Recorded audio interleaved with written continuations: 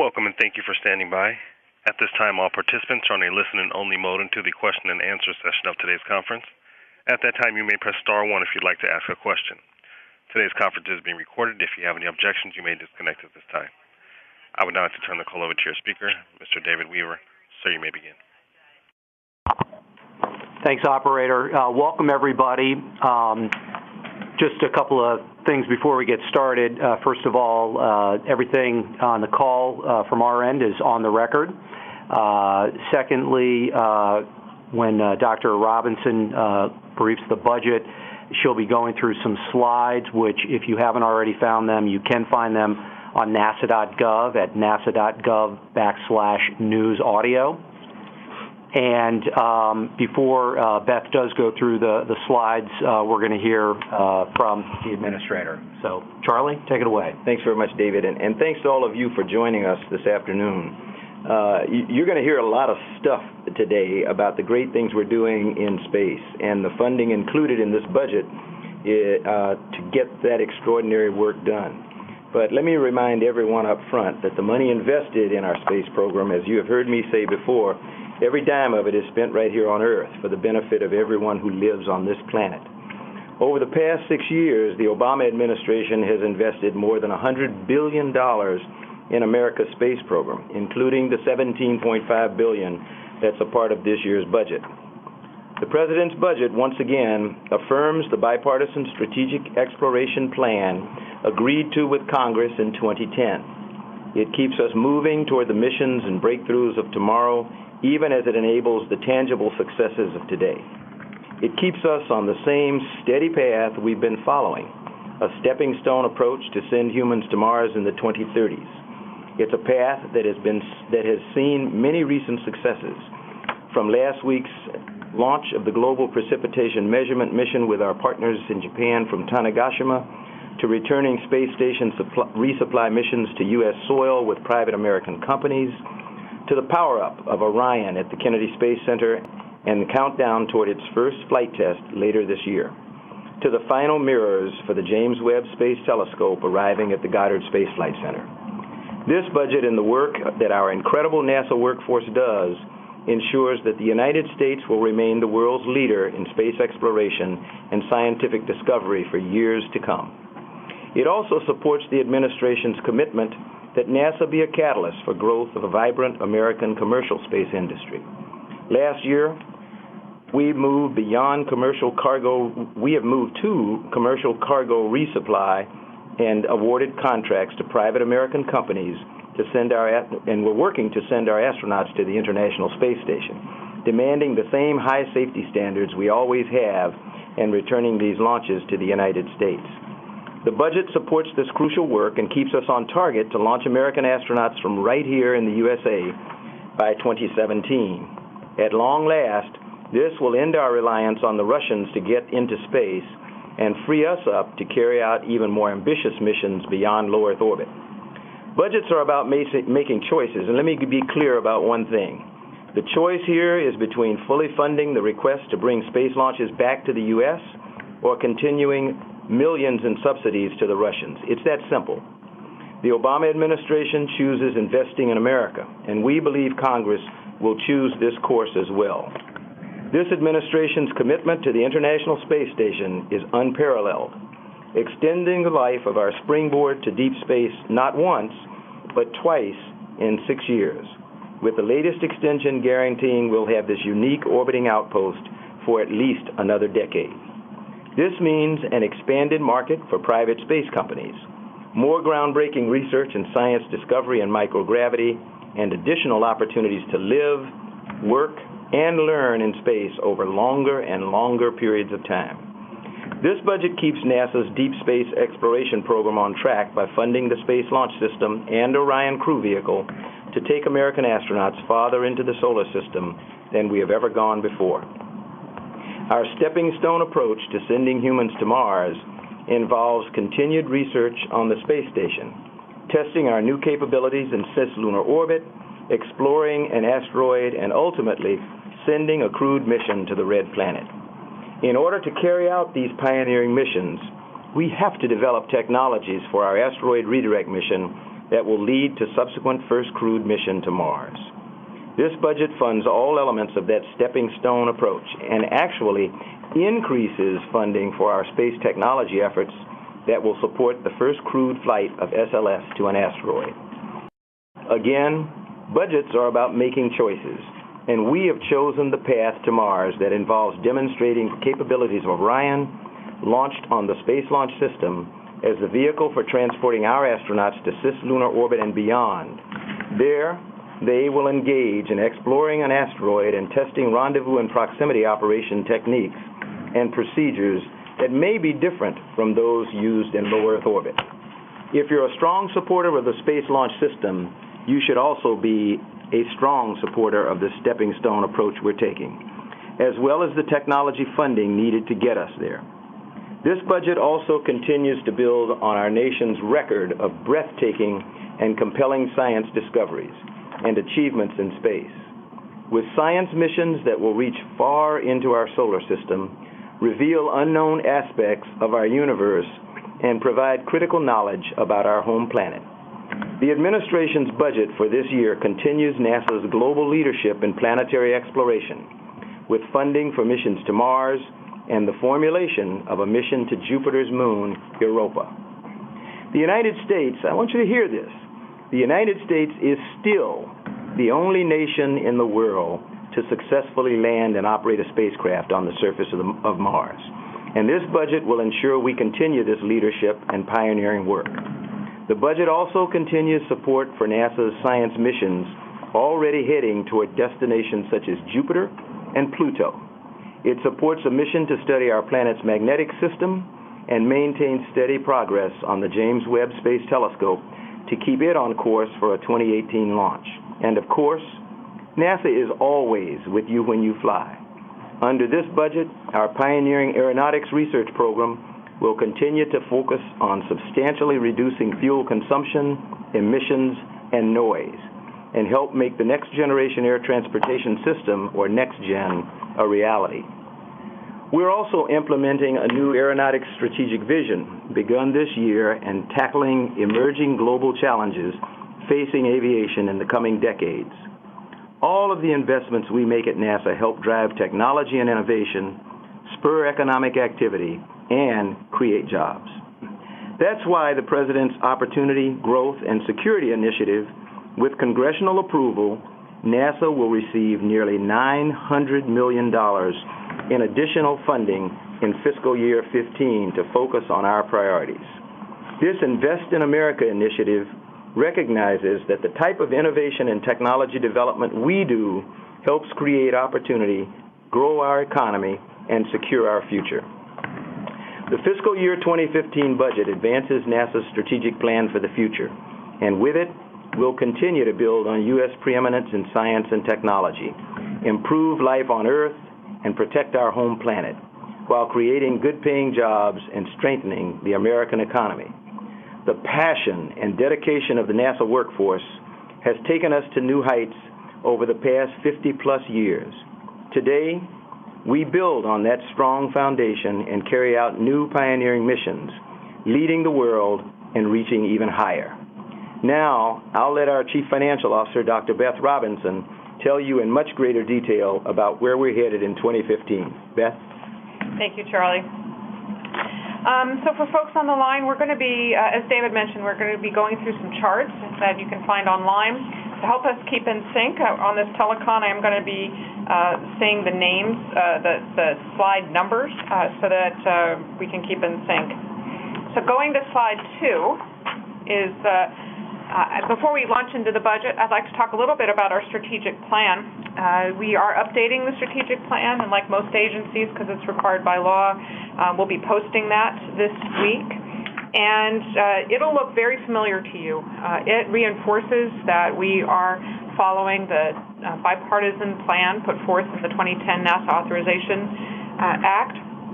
And our vision and mission remain the same. We have streamlined some of our strategic goals so that we have 3 now. I won't read them, but you can see them on that chart. And then, of course, we drive that down to strategic objectives and all the way down to performance indicators for each of our programs. So I encourage you to take a look at that. And next, on slide 3, we begin a series of budget highlights. Charlie's talked about a lot of these, so I'm not going to repeat them, except to say that we are very excited that this budget does fund all of our priorities in line with the bipartisan plan from 2010. It includes aligning our activities to send humans to an asteroid by 2025 and Mars in the 2030s. It supports our commitments for NASA to be a catalyst for growth in the American economy. And part of the way we do that is the research that we do on the International Space Station. And as Charlie said, we're very excited that in this budget we can announce the extension of it until 2020, to at least 2024. Going to the next slide, slide 4. Charlie's mentioned that we are working with private sector partners to resupply the station for cargo and are working to be able to launch astronauts again from U.S. soil to low Earth orbit. We are funding the Space Launch System and the Orion Space Crew Vehicle to go even deeper into space than ever before, and investing in the space technologies that we need in order to do those missions. On slide 5, we talk about one of our first missions is to go to an asteroid and redirect it to near-Earth space, and this budget continues the development of that mission. I'll talk in more detail about that a little later on. But we also continue many of our missions in the science area and kick off a few new ones. On page 6, we talk a little bit about that. We continue our global leadership in planetary exploration with funding for several missions to Mars, InSight, the next Mars rover, and a potential mission to Europa, as Charlie mentioned. We also continue our investments in Earth science and NASA's role in understanding the Earth systems and climate. And we're making great progress towards the next great observatory, the James Webb Space Telescope. And as I'll lay out, in 2015, there's going to be quite a lot of activity up at Goddard, bringing that system together. All right, on slide 7, we talk about the alignment of the aeronautics research to the 6 strategic areas that Charlie mentioned, and its importance to our growing the U.S. economy and with new jobs for next-generation scientists here on Earth. And as part of that, we are building on the efforts proposed last year in the 2014 budget for STEM education. You'll see some slight differences in funding that I'll outline as we go through. But we're continuing the cooperative approach as put out in the in last year's FY 2013 strategic plan, co-STEM plan for STEM education. And I'm moving on to slide 8. We have a tendency here at NASA to talk about very long term about things that are going to happen over the next 2, 3, 5, 10 years. But I do want to focus on what's actually happening in this year, in the budget year in 15. And there's a lot of exciting activity. We'll have flown Orion EFT-1, its first uncrewed flight, and we'll be analyzing the data from that. ISS utilization will increase. We'll be using at least 70% of the racks up there for research and technology utilization. In Commercial Crew, we'll be completing the first phase of certification efforts with partners. We're going to launch quite a lot, 16 times in science and with ISS cargo missions. JWST, as I mentioned, is really going to come together and start looking like a telescope at Goddard with the delivery of the primary mirror backplane and the backplane support. Space Tech has a number of demonstrations over the next 24 months, 7 actually, and many of them will occur in 2015. And then for the asteroid redirect mission, we're holding our concept review in the early winter of calendar year 2015.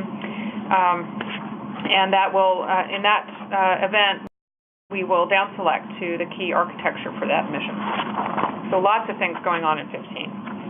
Moving to slide 9, there's several budgetary things I'd like to mention first before diving into the numbers. The first is the out-year funding assumptions. As you know, in previous years, we have planned to nominally flat out-year funding levels.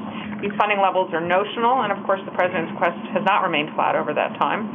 And this year, we have a modest adjustment for inflation, about 1% a year in the out years, so we're no longer planning to a flat out-year budget profile.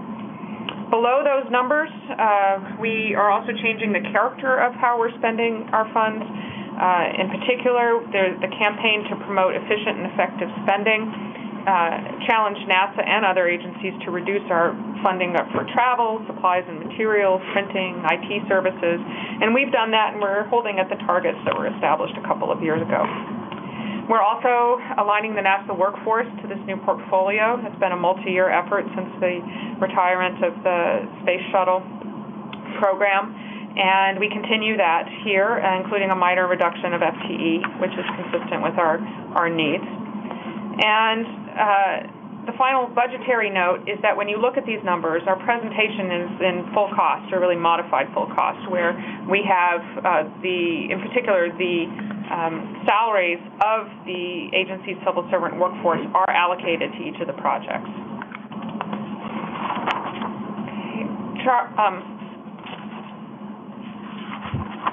So if you go to chart 10, you see the big table that I will not overwhelm you with at this point because we are going to go line by line. But you can see that our total request is $17.461 billion. That's down slightly, but not much from our enacted level in 2014. We're very pleased with the congressional support for NASA. And most importantly, it enables us to do all of our priority missions, as I'll outline as we go through it. If you go to chart 11, this is an introduction to the Opportunity Growth and Security Initiative, and this is the one place in this presentation where we lay out the numbers. I will try to add some color as we go through to how this initiative affects some possibilities for our different programs. But the most important thing is to note that there's nearly $900 million in this initiative for NASA. This is, it was announced a week or two ago and talked about this morning. It's fully paid for, $56 billion request that would be on top of the currently existing caps, but it would allow for more discretionary spending, half in defense, half in non-defense. And NASA shares nearly $900 million, and I think that that's an important testament to the fact that support for NASA's research and development enterprise really does spur economic growth and opportunity, and this is a real vote of confidence for NASA funding to be in that initiative.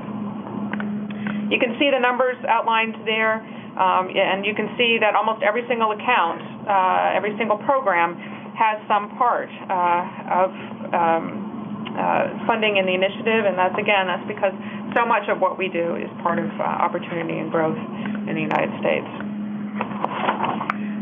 On chart 12, you can see the NASA mission launches and see how tall the bar is for 2015. We really are launching quite a lot in 2015, and second only to 2017, so that's going to be a very exciting year from a launch perspective. Okay, moving on to chart 13. Now we start going through line by line the thematic budget, NASA's thematic at the theme level. Overall science, our request is $4.972 billion. Of that, $1.77 billion is for Earth science.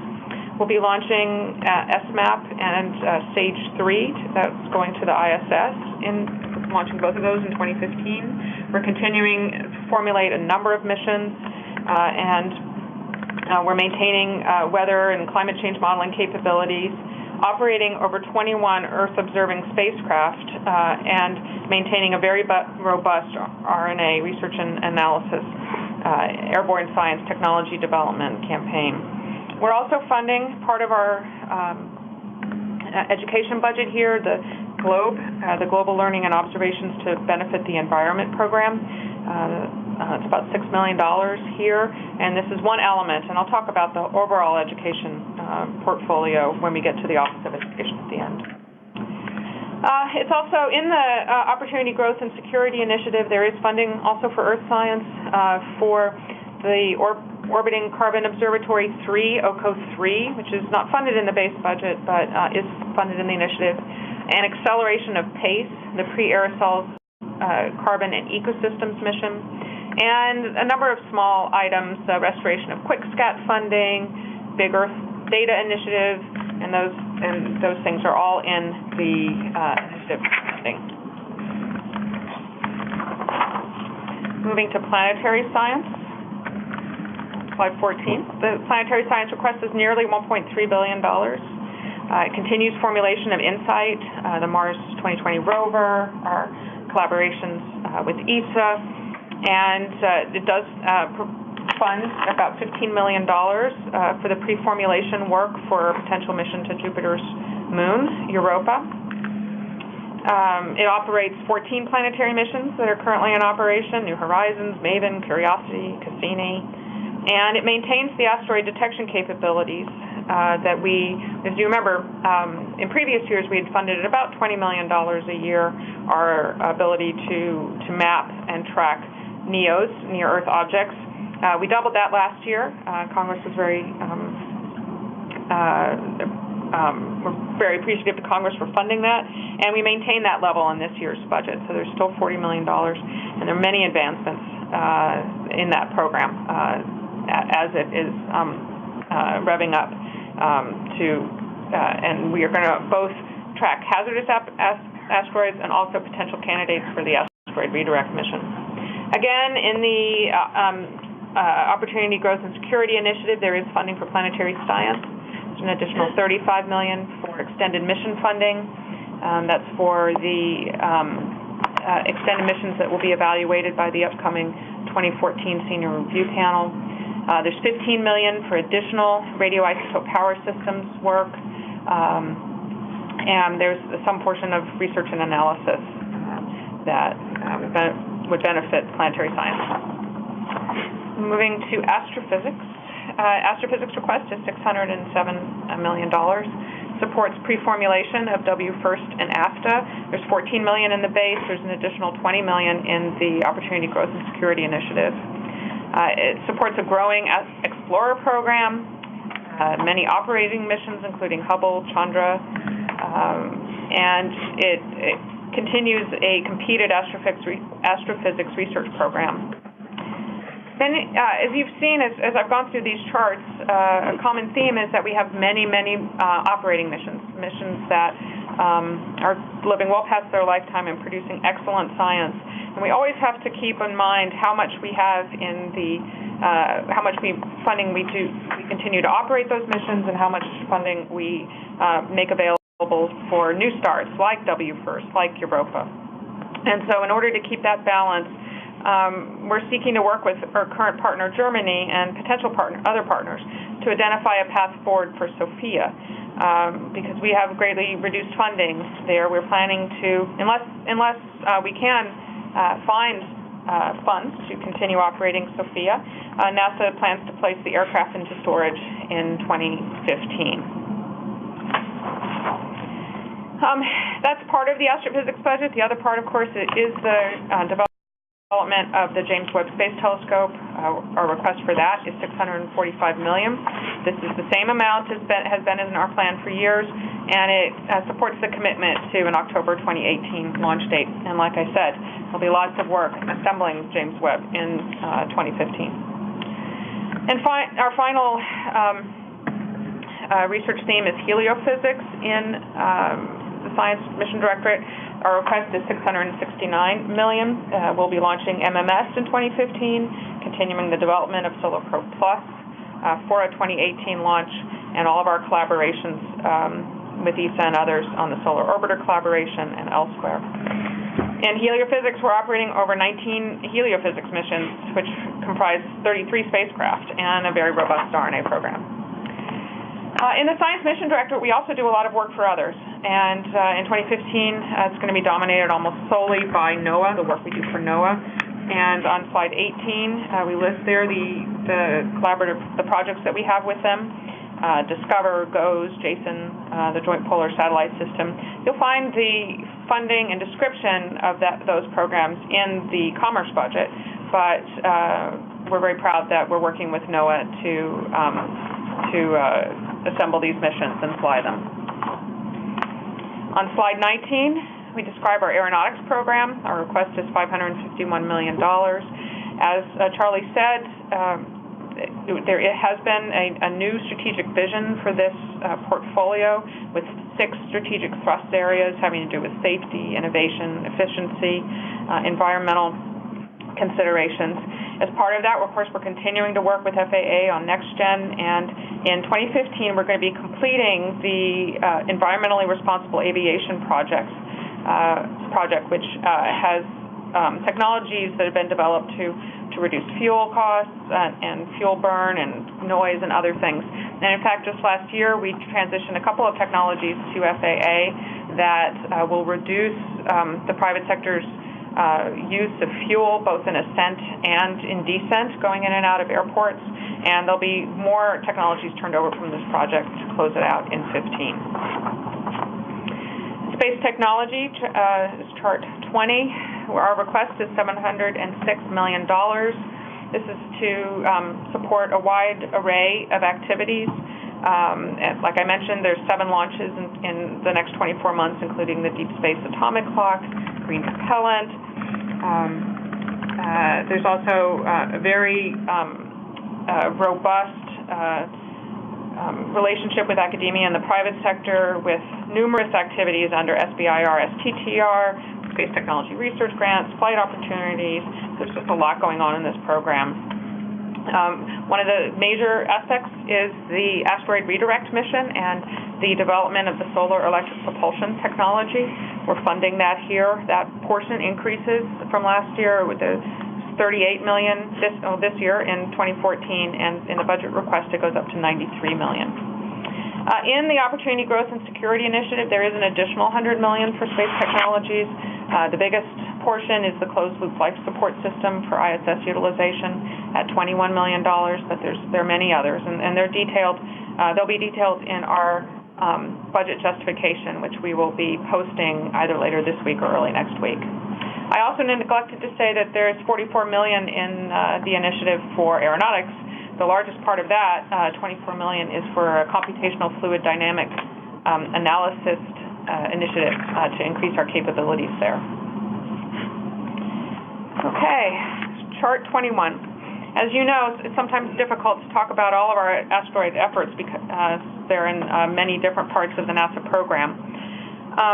The biggest parts, of course, are the asteroid observing efforts that we talked about in the science portfolio, the demonstration of the solar electric propulsion technology in space technology, and then you'll see in the next few charts that, of course, development of the SLS rocket and Orion vehicle and new technologies for exploration in deep space and then to interact with asteroids and other celestial bodies.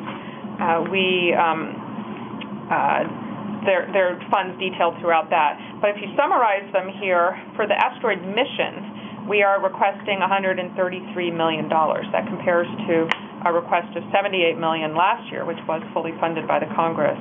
And we believe they'll fund this as well. And in addition, there's $27 million of other activities which are not just mission-related. The biggest, of course, is the asteroid observing efforts in science, and then also work that's happening in the Office of the Chief Technologist in crowdsourcing, in prizes, and other things to enhance our capabilities. Okay, chart 22, exploration systems development. This is the primary funding for SLS, Orion, and the associated ground systems for this fantastic transportation system to take us into deep space. It maintains Orion on track for an uncrewed test flight, otherwise known as EFT-1, in 2014, and the first flight of SLS with an uncrewed Orion in FY 2018, which is in line with the December 2017 date that the teams are working with on the ground. And the first crewed flight, so the first crewed Orion and SLS in FY 21 and 22. It's worth noting that there's $52 million of construction funding over in our construction account that also supports these activities, including major modifications to Launch Complex 39B, the VAB, and other items. Chart 23 discusses the commercial spaceflight request. And I should say that for the Space Launch System and Orion, there's an additional $100 million in the Opportunity Growth and Security Initiative that would help to reduce risk in that program. Commercial spaceflight, so now I'm fully on Chart 23. There is nearly $848 million to continue our development of a U.S. capability to take crews to low Earth orbit, to regain our American leadership and reduce our dependence on the Russian spaceflight capabilities, to get our crews back and forth. As you know, we put out a call for proposals for this program. They were received recently, and so we're currently in the blackout period of evaluating those proposals to take systems through to their certification. And we won't be out of that until the end of August, so we can't say much about the particulars of that, but we can say that we're confident that the 850, the 848 will allow us to maintain competition in this program. There's an additional, and competition is very important, of course, both for the cost profile, but also for ensure that we have the utmost safety for our astronauts that would eventually use this system.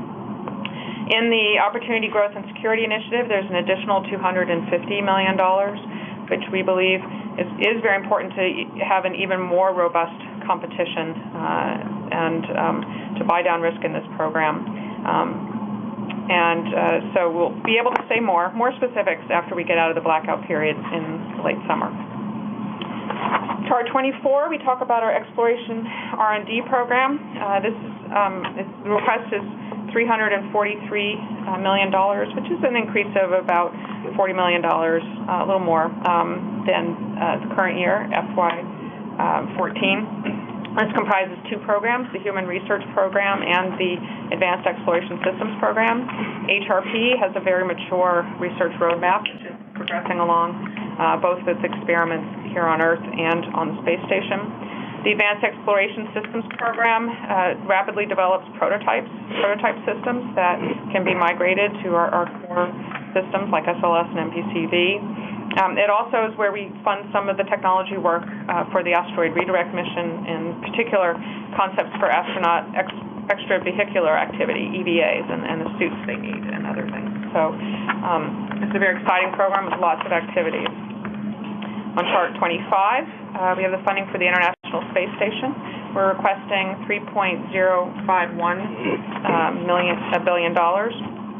This supports the extension of the station to at least 2024, but in actuality, there are no additional funds required in 15 through 19, because we'd always been prepared to run the station through to at least 2020. And while the character may change a little bit, maybe from funding some activities to deorbit to funding additional cargo, the overall amounts stay the same. And of course, you do see that in the out years in this program in particular, there's quite a large increase, and that has to do with the rising costs of cargo and Soyuz seats, but also because we can put in additional funding for ISS research. In 2020, on Chart 26, we have the funding for the Space Flight Support Program. These are for all the ground systems that you need in order to fly something in space. It's our communication and navigation sustainment activities, our rocket propulsion testing, training and health for the crew, and our launch services for satellites and experiments like the MMS, SMAP, and NOAA's Jason 3 mission. In the Opportunity Growth and Security Initiative, there's also $101 million for additional cargo flights. We had a strong plan for cargo flights for over multiple years, and this is going to allow us to fully fund that and to ensure that we can have the cargo needed to support all the research that can go on the ISS. On chart 27, we describe our education program. The request is $89 million, which is actually in almost entirety very similar to our request last year. The only difference is that the GLOBE program, which I mentioned, is being funded in the Science Mission Directorate under Earth Science rather than here in the education program. But we are consolidating our efforts here at NASA mainly into two places. The first is in the Science Mission Directorate itself. There, in addition to GLOBE, there's $15 million for the types of education and outreach activities we've known to grow and love for our science missions. And they will, I think you're aware, we used to have it that each mission funded its own education and outreach activities. In this budget and in line with our COSTEM 5-year strategic plan, we are consolidating that into 4 themes. So the Earth Science will do its Earth Science education and outreach, similarly heliophysics and astrophysics. So we're hoping to get some benefits and synergies there. The other consolidation is for the remainder of the activities that occurs across NASA, in Aero, in HEO, in our Human Exploration Directorate, and other places, and we're consolidating those into our Office of Education along with its space activities. And so you'll see that in the detail that will be published soon for the education program's activities. And of course, we're fully supportive of MURAP, our minorities, which maintains a focus on minority-serving institutions, and our traditional requests for space grant and EPSCoR activities.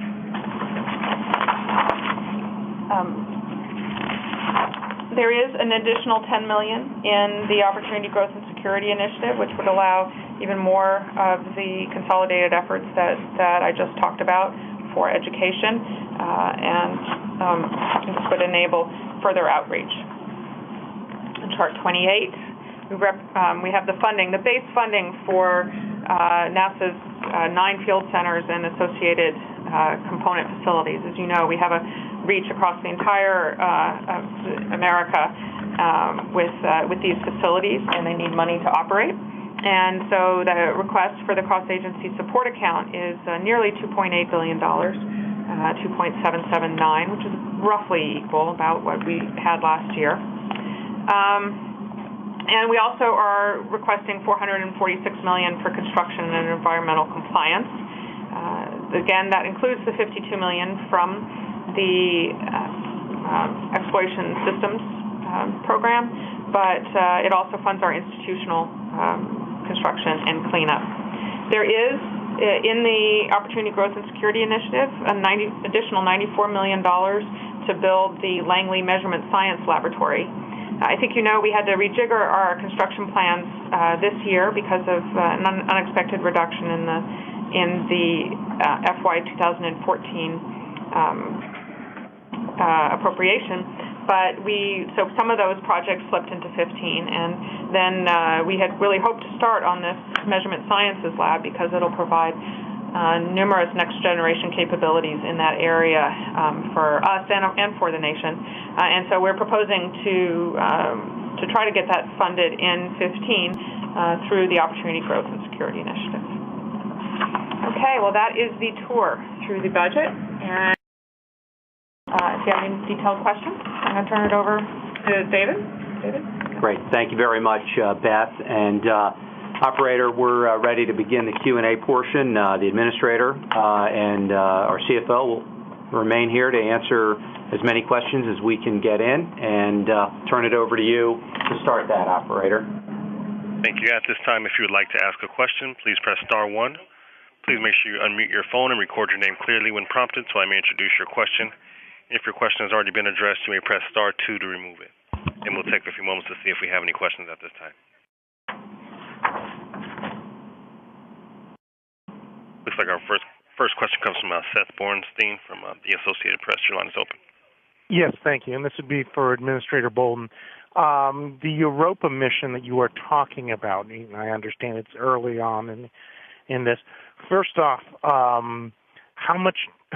big a mission are we talking about? Are we talking multi-billion Galileo class? Are we talking, a quick Discovery class type size? How much are we talking?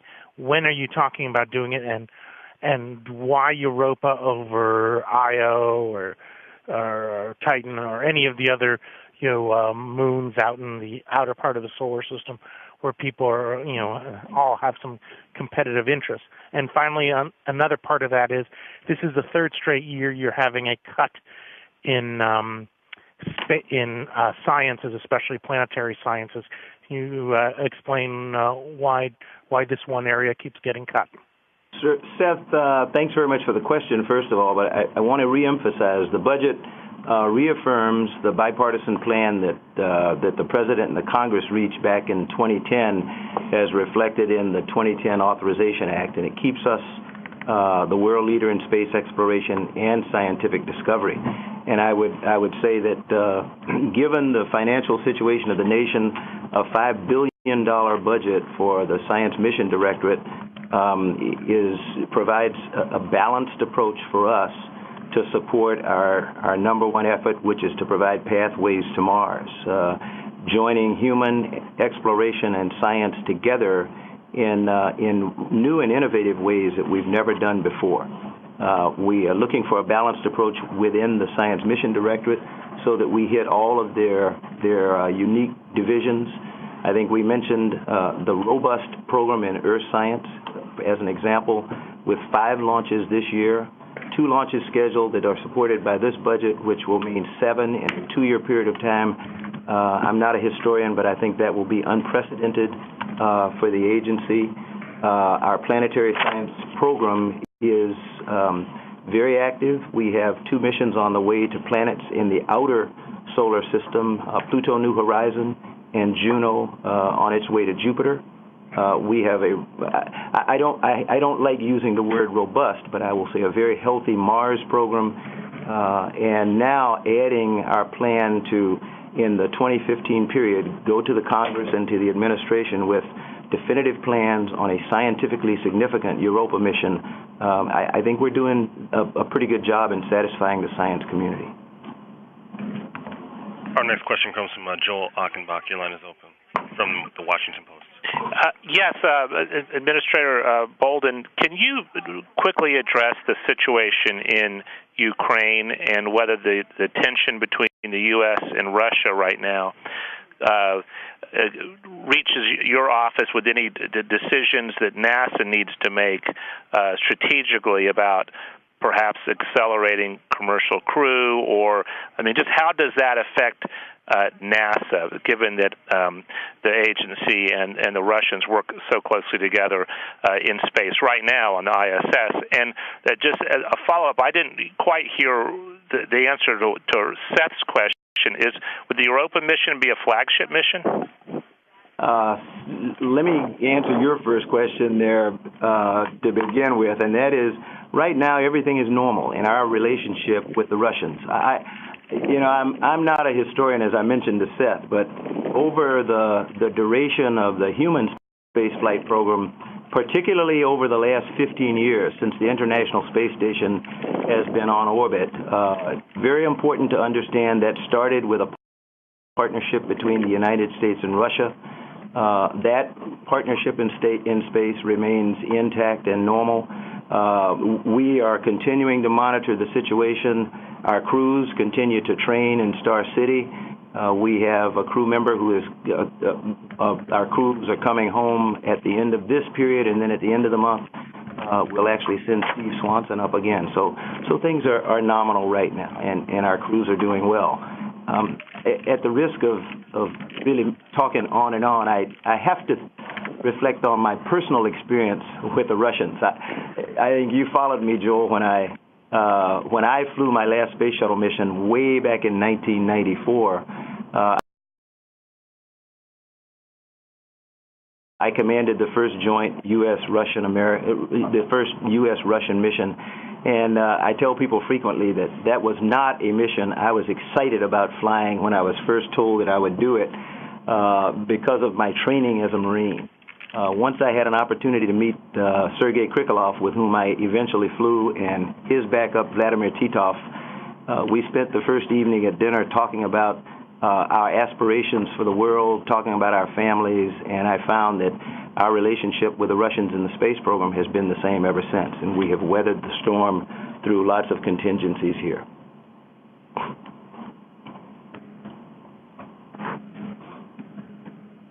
Our next question comes from Dan Leon. Your line is open. Hi, everybody. Thanks for bringing us all to the phone.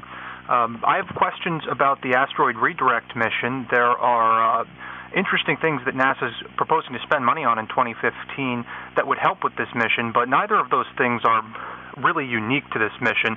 So I was curious whether the solar electric propulsion and the continued escalated asteroid detection efforts are the only things that are in this budget proposal for ARM. And I was also curious when we might see NASA asking to spend some money on things that are unique to that mission. Like, for example, it'll need a novel capturing system to do things that you all have never done before, for whoever'd like to take it.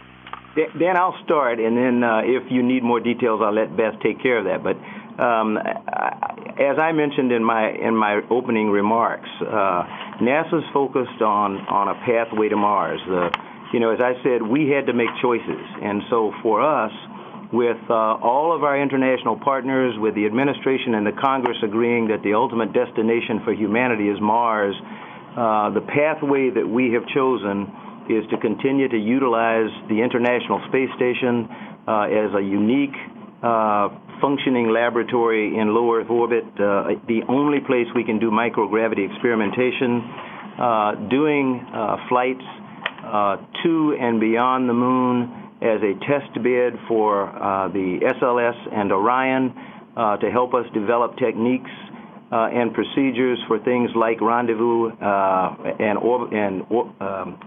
proximity operations, because we suspect that things may be a little bit different than the way that we have grown accustomed to operating in low Earth orbit. You pointed out that SEP is not unique to the asteroid redirect mission, and that is, you hit the nail on the head.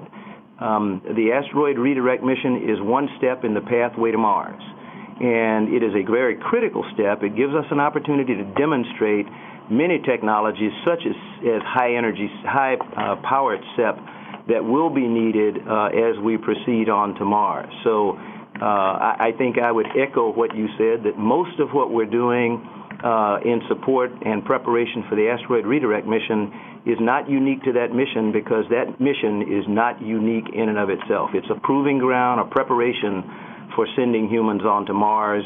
Also puts us in a position where we can help our commercial and international partners go to other alternative destinations on that pathway that we may not have chosen. And I don't know whether Beth has anything she wants to add, but I'll let her talk details. Yes, and definitely in the detail category. I think I mentioned that in HEO, there's about $40 million being spent on this mission, and some of it is, of course, for things like EVA suits and things that do have multiple applications. But there are, if you'll be able to see this when we actually publish the full congressional full justification later on this week or early next. There is a BAA for a capture mechanism and partnership concept build funded there. A NEO Scout CubeSat flyby rendezvous to try to see how we can characterize with CubeSats the potential mission targets. BAAs for automated rendezvous and docking sensors that would be used for an asteroid-type approach. And then, of course, HEO is the primary funding for concept studies for the overall mission effort. And as you know, we do have several competing ideas right now, and we're fleshing those out in a planning stage. And by the mission concept review in roughly February of 2015, we're going to down select. And then we really will have the asteroid-specific mission development laid out at that point.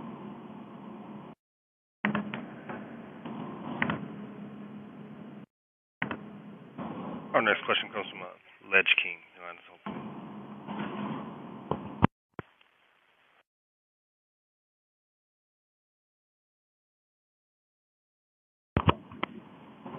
Operator, maybe next question, please.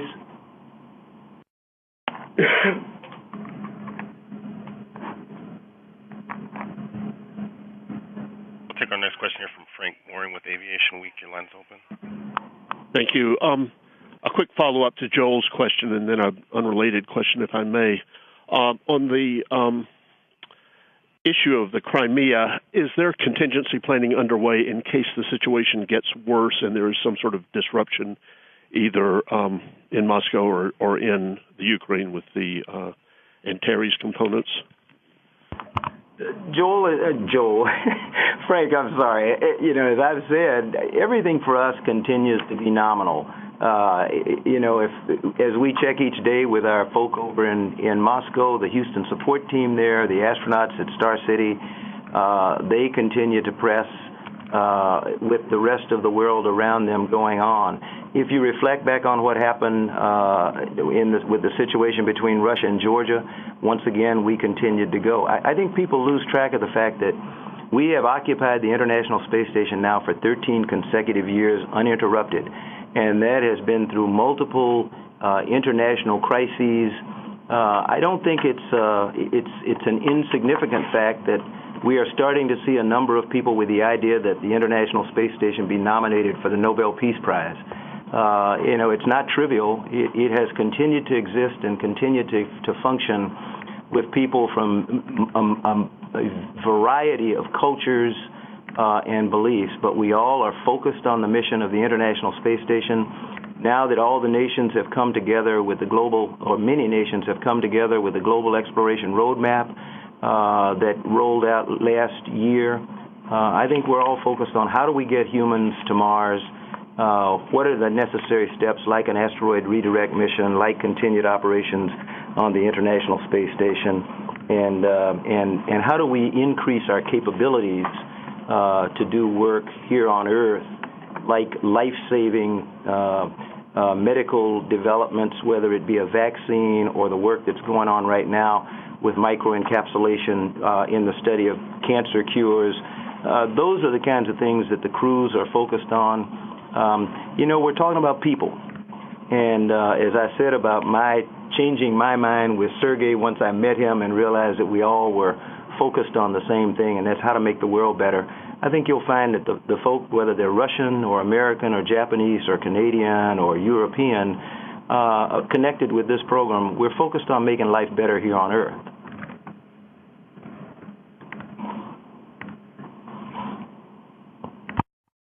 Next question comes from Keith Cowing. Your line is open. NASA Watch. Yes, Mr. Bolden. Last week there was a hearing on Capitol Hill with regards to the Mars, Inspiration Mars 2021 mission.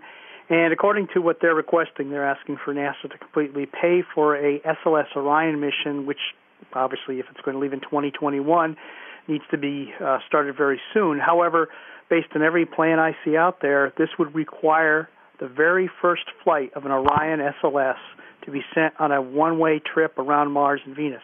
Would you, as NASA Administrator, ever approve a mission that would allow or require crews to take that risk on the very, very first flight of a human spacecraft? Your question and others rings loudly to the fact that we all agree that SLS is critical for deep space exploration, and I think we all agree that it is the primary vehicle for ascent for humans in our selected pathway to Mars. It also allows us to focus our efforts on going to deep space while we here at home focus on enabling our commercial partners to develop a capability to take our astronauts to low Earth orbit. Going back to some of the questions that were asked earlier, it is critical, as implied through everybody's questions about the conditions in the world, ultra critical that we get full funding for the commercial crew program as the President has requested consistently over the last 5 years. We really need to get on with giving America its own capability to launch our astronauts from American soil on American spacecraft, so that we're not dependent on any other nation to do that. Our next question comes from Karen Lopez with NASA Social. Your line is open. Thank you. My question is, how do these changes in budget considerations impact our obligations or visions for international cooperation? First of all, I'm glad to hear your question, and I want to thank you and everyone else in the social media world for what you have done really to enhance NASA's outreach to the world. If you've ever been to a NASA social before a launch or any other event, I like to thank you all the time because you've revolutionized the way that we communicate with the average man and woman on the street. And so I really do appreciate your being in this press conference and expressing your question. The budget, as it is, fully supports the bipartisan agreement, the bipartisan exploration plan that was laid out by agreement between the President and the Congress in 2010 and formalized in the 2010 Authorization Act. And it does allow us to continue our plan for deep space exploration to include the stepping stones for getting humans to Mars, whether it be operating in the lunar vicinity or with an asteroid redirect mission or continuing our operations on the International Space Station. We continue to work with our international partners. If you look at where we are with something like ExoMars right now, we are holding to our commitment. Once we sat back and looked at the difficulty of the 2013 budget, and we told our international partners we'd have to reassess and get back to them, we are now committed to our portions of the ExoMars mission with a communications instrument for the 2016 mission and another instrument for 2018. We're working with the Germans on InSight, multiple nations on Mars 2020. So even in these dire fiscal times, we have continued to try to live up to our obligations to our partners from a fiscal standpoint. Next question comes from Irene Klotz with Reuters. Your line is open. Hi, thanks very much. For Beth, how much is being requested for the Europa planning mission? And can you please clarify the extra $250 million in addition, I think you said, to the $848 for commercial crew? And then just real quick, Charlie, just to clarify, your response to Frank Mooring is that the answer no, there is no contingency planning underway now? Thanks. Okay, so starting with Europa, there is $15 million in the base budget to officially start pre-formulation work on that mission. Of course, we have received funding from the Congress over the last couple of years where we've been using that to develop new technologies and other things. As you know, Europa is a very challenging mission operating in a really high radiation environment, and there's lots to do to prepare for it. We are in that early pre-formulation stage, so I know people have asked about the total size, and we're frankly just not sure at this point. We are going to be going out to the science community for different concepts to meet the essential goals, scientific goals that were laid out in the decadal. Europa, of course, is interesting because of the presence, we think, of water underneath the ice. And, in fact, there's a jet that comes out of the poles of Europa, which we would love to sample. And so really it's one of those places where life might occur and in the past or now. And so we're really excited about going there. It will take us years to, like I said, it's a very challenging mission. We're looking for a launch sometime in the mid-2020s. And so we, as NASA always does, we'll be juggling many missions at the same time, and that includes both the technical aspects as well as the budgetary. And so we will be fitting it in as we go. So that's the answer on Europa. On the $250 million in the Opportunity Growth and Security Initiative for commercial crew. Basically, the administration has requested greater amounts than have been appropriated over the last few years for this important program. As you've heard Charlie talk about how essential it is to reduce our reliance on the Russians, and the more quickly and robustly we can do that while ensuring that our astronauts are safe as they possibly can be, is what our goal is. And so our base budget, we have confidence will maintain a program that has some aspects of competition in it. And again, the details, we can't really talk about them because we don't know them, but we'll know them toward the end of this summer. But with the extra $250, we believe we can have even stronger competition. And we've been informed by an independent cost assessment and other items on this program in terms of what kind of funds are available and what kind of funds will be needed. And so we do think that the request, while not essential, nothing is essential in the Opportunity Growth and Security Initiative, because of course we have a very strong base budget request of $17.5 billion. But that additional $250 million would really help us reduce the risk and increase competition in that program. So, Charlie, you want to take number 3? Now, I'll very quickly try to cover number 3.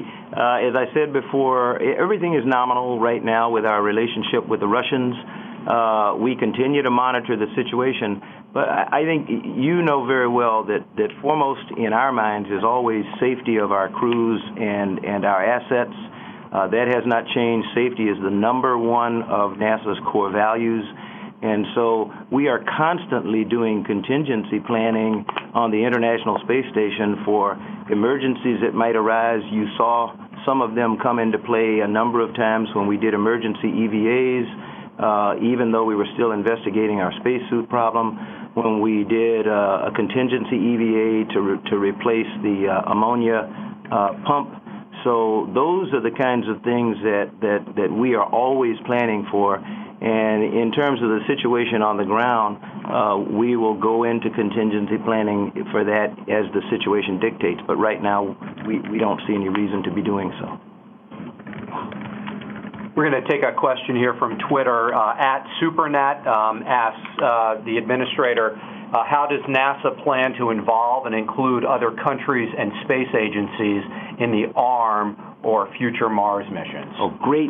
Thanks again for the question. And, I had the privilege of speaking at the United Nations Committee on Peaceful Uses of Outer Space last year over in Austria, where there was essentially a rousing receipt of our talk about the asteroid redirect mission.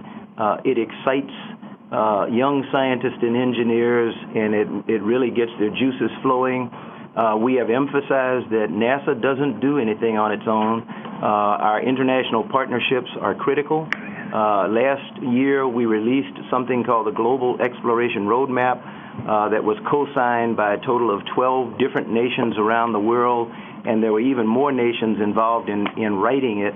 But it talked about the critical importance of humans going to Mars as the ultimate destination for the time being in our solar system, and the fact that an asteroid redirect mission was a very important stepping stone in that. We recently participated in the first ever International Space Exploration Forum hosted by the State Department here in Washington, D.C., where there were 30-some-odd nations who came and participated, and all of them engaged us in discussion about how they can be involved in not only in the asteroid redirect mission, but in everything we do in exploration, because there are many nations that don't have the capability to do those big things, but they want to be involved in us in Earth observations, in remote sensing.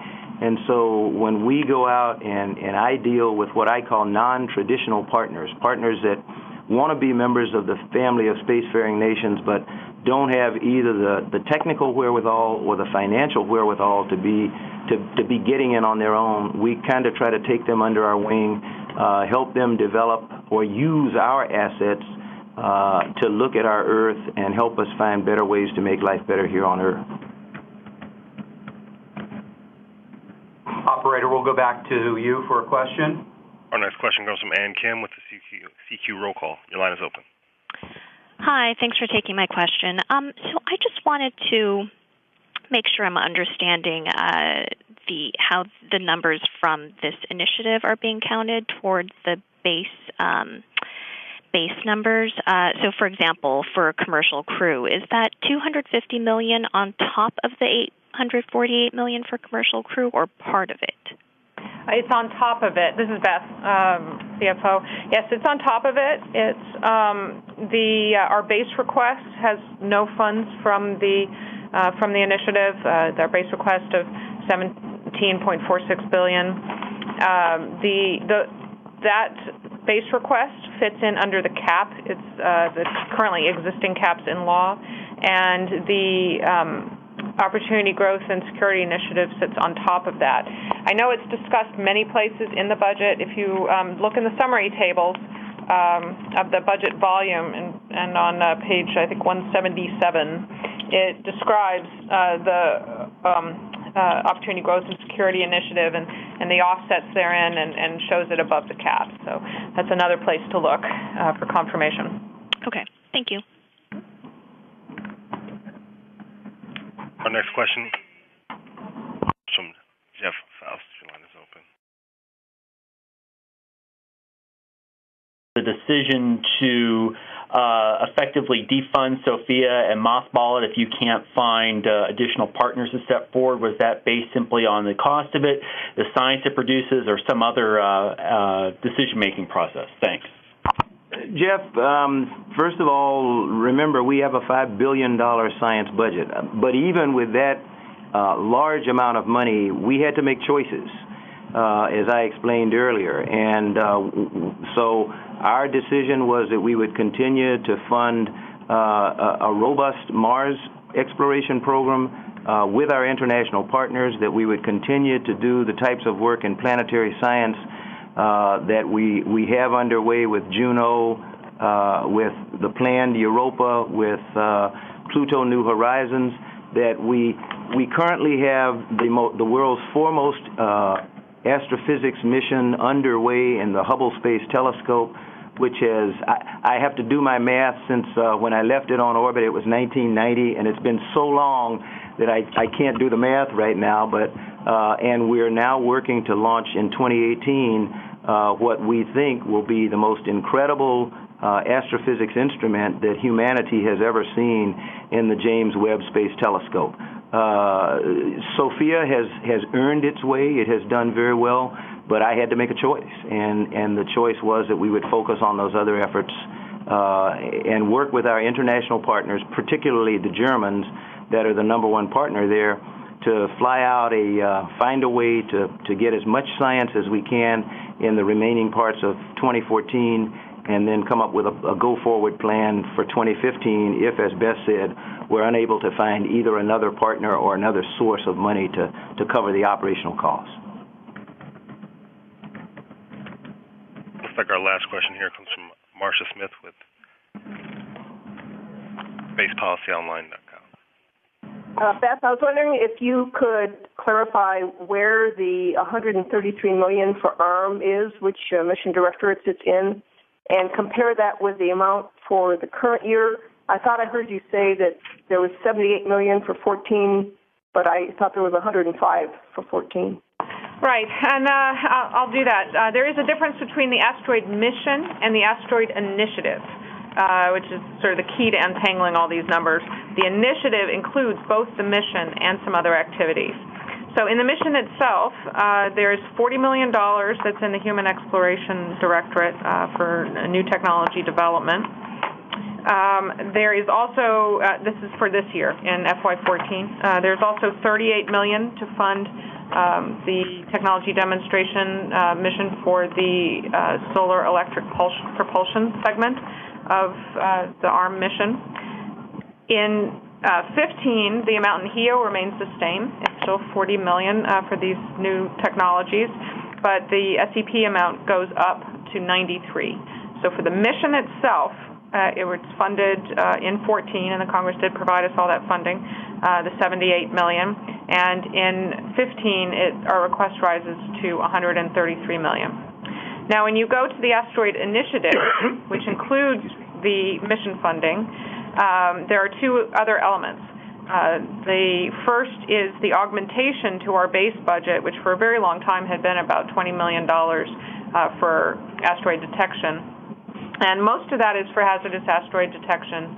But there will also be some efforts there to find targets for the asteroid redirect mission. But most of it is mapping hazardous asteroids.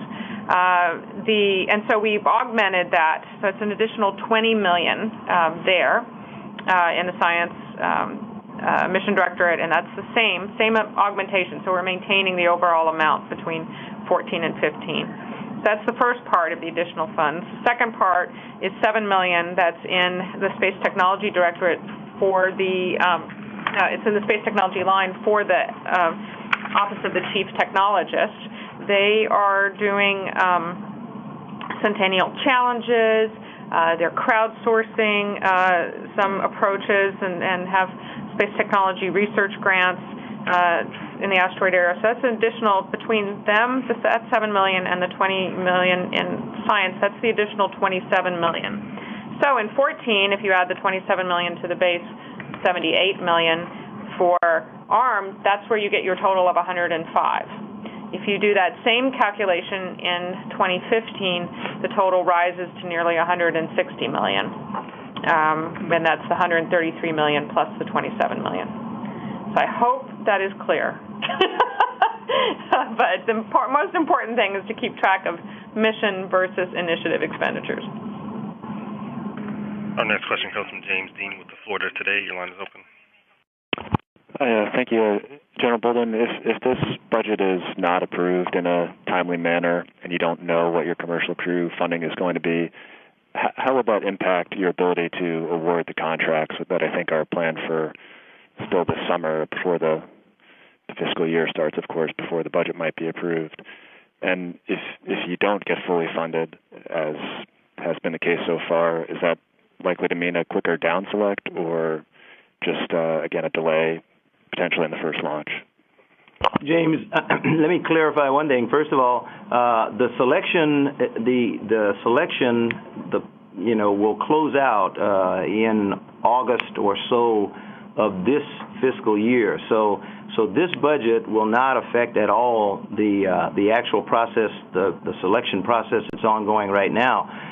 When I speak of the critical importance of fully funding the program, however, our execution of that selection will be highly dependent on the amount of money that we get in 2015. It will enable us to buy down the risk on assuring that we have a 2017 launch, and it will help us to ensure that we maintain competition in bringing about an American capability to launch our astronauts to space. So bottom line, no effect on the selection because that will have occurred before Congress issues the 2015 budget.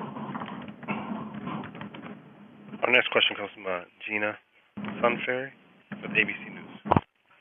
Yes, I want to follow up on Frank and Irene's question for Administrator Bolden. I don't understand what kind of contingency you would have since the Soyuz is your only launch vehicle for astronauts going back and forth to the space station. What possible contingency would you even consider? Gina, try this one more time. We see no reason for contingency planning because our relationship remains normal as it has done in prior years in spite of extreme situations here on the ground.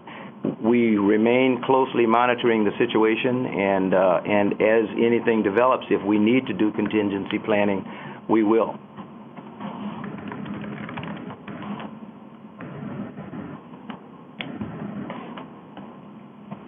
All right, I think that's all the time we have today. I want to thank everybody for joining us, thank the Administrator, thank our CFO, and thank you all for your good questions. All of these materials, our budget materials are online, and this call will be available for replay 1 hour after we conclude here by dialing 866-373-9238. Again, that's 866-373-9238 for a replay of this call. Thanks again. Thank you for participating in today's conference. You may disconnect at this time. Here in the USA by 2017. At long last, this will end our reliance on the Russians to get into space and free us up to carry out even more ambitious missions beyond low Earth orbit. Budgets are about making choices, and let me be clear about one thing. The choice here is between fully funding the request to bring space launches back to the U.S. or continuing millions in subsidies to the Russians. It's that simple. The Obama administration chooses investing in America, and we believe Congress will choose this course as well. This administration's commitment to the International Space Station is unparalleled, extending the life of our springboard to deep space not once, but twice in 6 years, with the latest extension guaranteeing we'll have this unique orbiting outpost for at least another decade. This means an expanded market for private space companies, more groundbreaking research in science discovery and microgravity, and additional opportunities to live, work, and learn in space over longer and longer periods of time. This budget keeps NASA's Deep Space Exploration Program on track by funding the Space Launch System and Orion crew vehicle to take American astronauts farther into the solar system than we have ever gone before. Our stepping stone approach to sending humans to Mars involves continued research on the space station, testing our new capabilities in cislunar orbit, exploring an asteroid, and ultimately sending a crewed mission to the Red Planet. In order to carry out these plans, affirms the bipartisan strategic exploration plan agreed to with Congress in 2010. It keeps us moving toward the missions and breakthroughs of tomorrow, even as it enables the tangible successes of today. It keeps us on the same steady path we've been following, a stepping stone approach to send humans to Mars in the 2030s. It's a path that has seen many recent successes, from last week's launch of the Global Precipitation Measurement Mission with our partners in Japan from Tanegashima, to returning space station resupply missions to U.S. soil with private American companies, to the power-up of Orion at the Kennedy Space Center and the countdown toward its first flight test later this year, to the final mirrors for the James Webb Space Telescope arriving at the Goddard Space Flight Center. This budget and the work that our incredible NASA workforce does ensures that the United States will remain the world's leader in space exploration and scientific discovery for years to come. It also supports the administration's commitment that NASA be a catalyst for growth of a vibrant American commercial space industry. Last year, we have moved to commercial cargo resupply and awarded contracts to private American companies and we're working to send our astronauts to the International Space Station, demanding the same high safety standards we always have and returning these launches to the United States. The budget supports this crucial work and keeps us on target to launch American astronauts from pioneering missions. We have to develop technologies for our asteroid redirect mission that will lead to subsequent first crewed mission to Mars. This budget funds all elements of that stepping stone approach and actually increases funding for our space technology efforts that will support the first crewed flight of SLS to an asteroid. Again, budgets are about making choices, and we have chosen the path to Mars that involves demonstrating capabilities of Orion, launched on the Space Launch System, as the vehicle for transporting our astronauts to cislunar orbit and beyond. There, they will engage in exploring an asteroid and testing rendezvous and proximity operation techniques and procedures that may be different from those used in low Earth orbit. If you're a strong supporter of the Space Launch System, you should also be a strong supporter of the stepping stone approach we're taking, as well as the technology funding needed to get us there. This budget also continues to build on our nation's record of breathtaking and compelling science discoveries and achievements in space. With science missions that will reach far into our solar system, reveal unknown aspects of our universe, and provide critical knowledge about our home planet. The administration's budget for this year continues NASA's global leadership in planetary exploration, with funding for missions to Mars and the formulation of a mission to Jupiter's moon, Europa. The United States, I want you to hear this, the United States is still the only nation in the world to successfully land and operate a spacecraft on the surface of Mars. And this budget will ensure we continue this leadership and pioneering work. The budget also continues support for NASA's science missions already heading toward destinations such as Jupiter and Pluto. It supports a mission to study our planet's magnetic system and maintains steady progress on the James Webb Space Telescope to keep it on course for a 2018 launch. And of course, NASA is always with you when you fly. Under this budget, our pioneering aeronautics research program will continue to focus on substantially reducing fuel consumption, emissions, and noise, and help make the Next Generation Air Transportation System, or NextGen, a reality.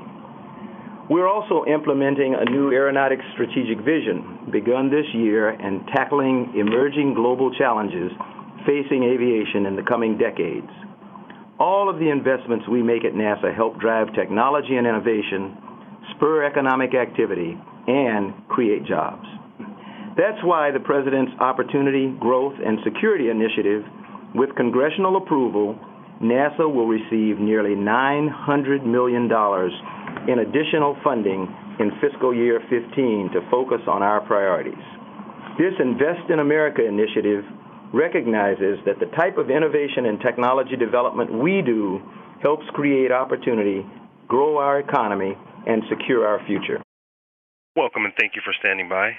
At this time, all participants are on a listen-and-only mode until the question and answer session of today's conference. At that time, you may press star 1 if you'd like to ask a question. Today's conference is being recorded. If you have any objections, you may disconnect at this time. I would now like to turn the call over to your speaker, Mr. David Weaver. Sir, you may begin. Thanks, operator. Welcome, everybody. Just a couple of things before we get started. First of all, everything on the call from our end is on the record. Secondly, when Dr. Robinson briefs the budget, she'll be going through some slides, which if you haven't already found them, you can find them on nasa.gov at nasa.gov/newsaudio. And before Beth does go through the slides, we're going to hear from the Administrator. So, Charlie, take it away. Thanks very much, David, and thanks to all of you for joining us this afternoon. You're going to hear a lot of stuff today about the great things we're doing in space and the funding included in this budget to get that extraordinary work done. But let me remind everyone up front that the money invested in our space program, as you have heard me say before, every dime of it is spent right here on Earth for the benefit of everyone who lives on this planet. Over the past 6 years, the Obama administration has invested more than $100 billion in America's space program, including the $17.5 billion that's a part of this year's budget. The President's budget, once again,